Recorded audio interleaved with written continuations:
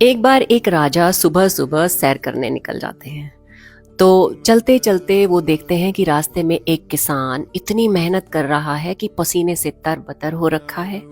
तो वो उसके पास पहुंच जाते हैं और कहते हैं कि भाई, तू इतनी मेहनत करता है, ये तो बता दिन भर में कमा कितना लेता है।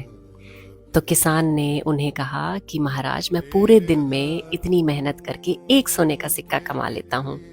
तो राजा को क्यूरियोसिटी हुई, तो उन्होंने कहा, तो तू एक सिक्के का करता क्या है?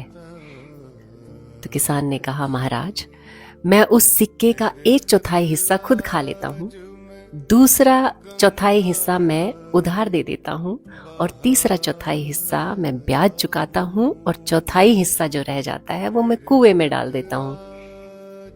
राजा को कुछ समझ में नहीं आया। वो और उत्सुक हुए और उन्होंने कहा, देखो, पहेलियां तो बुझाओ मत, जो बात है वो मुझे साफ साफ समझाओ। किसान हंसने लगा और बोला, महाराज, जो पहला चौथाई हिस्सा है उससे मैं अपना और अपनी पत्नी का पेट भरता हूँ, और जो दूसरा चौथाई हिस्सा है उससे मैं अपने बच्चों का पेट भरता हूँ, यानी कि मैं उन्हें उधार देता हूँ क्योंकि वो बुढ़ापे में हमें पालते हैं।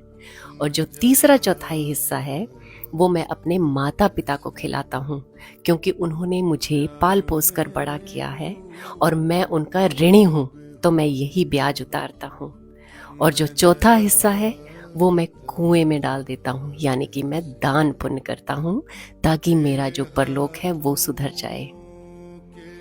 राजा उसकी बातें सुनकर उसका मुंह देखते रह गए कि एक किसान ने मुझे जीवन का इतना बड़ा गणित सिखाया।